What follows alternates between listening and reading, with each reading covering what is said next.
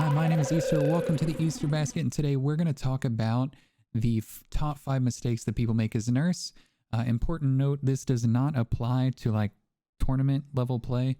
This is just your average quick play game, which means you're going up against a random, so you don't know that people are always going to be doing the most optimal thing all the time. With that being said, let's get into it. First, we have 2 honorable mentions that were big enough to make the list, but this list would feel empty without. Number 1, you can't blink through external walls.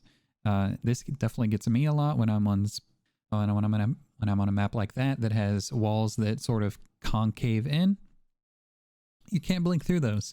Doesn't matter how long your blink is. It doesn't matter how short the area you're trying to traverse is. You cannot blink through an external wall. No matter what you do, you'll stub your blink. Number 2, the basement blink. You knew you weren't going to escape this list without it. Accidentally blinking into a basement is a rite of passage as a nurse. It is a mistake that is going to happen, and you're going to love it every time it happens. And now that the memes are out of the way, number 5, double blinking to travel. Important note for this one, and the reason why it's lowest on the list, is that you can mitigate this with add-ons, especially if you have double blink recharge add-ons. You'll just get both of your blinks back before your fatigue is over.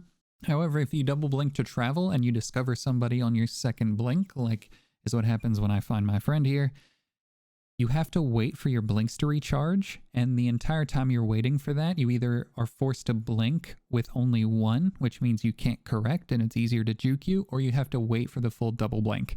And anything that gains distance for survivors, that's how they beat you. So that's something that you want to try to avoid. Number 5, not blinking to the corner. Now this is especially bad for new nurses.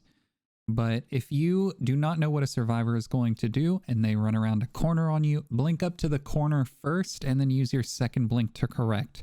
If you try to cut them off with your initial blink, a lot of survivors, the first thing they try to do against a nurse is they'll sit on the corner and they'll wait.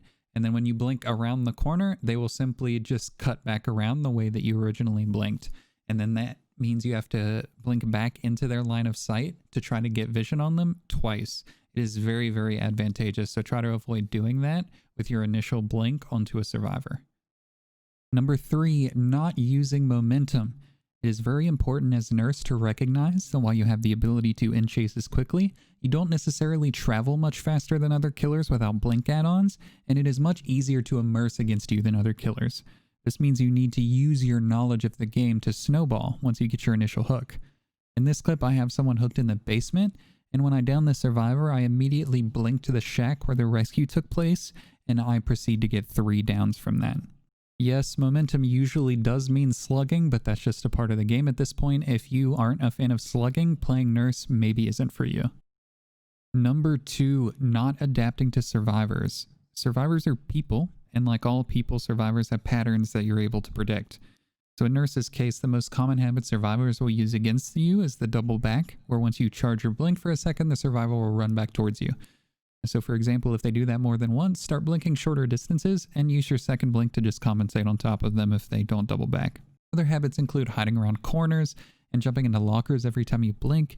Each of these has associated counterplay. All you have to do is recognize it. Important side note though, when a survivor uses dead hard, especially remember that they have dead hard. Even I space brain all the time and will swing at someone I know has dead hard, and that'll extend the chase by a few seconds, which could potentially even lose you the game.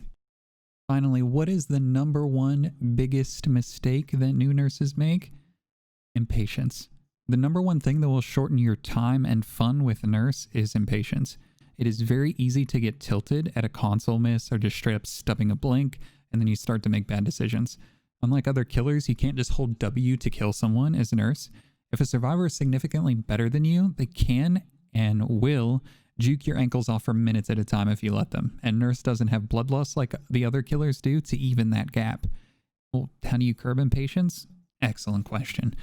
Try to focus on one aspect of the game you're going to focus on improving at a time. Have decent chases, but the gens always go too fast. Focus on map pressure. Do you tend to hook survivors immediately and blink away? Make a note to look around first and see if you can apply more pressure instead. There are a load of things you can do to improve your game, and nurse plays different than other killers, so you have to focus on those aspects of the game a little bit more to get them to work. With that being said, thank you for watching, guys. Those are my top 5 mistakes that players make with nurse, and I hope you have a good one. Also, don't forget to like and subscribe, hit the bell icon, and subscribe to my Twitch channel. Bye.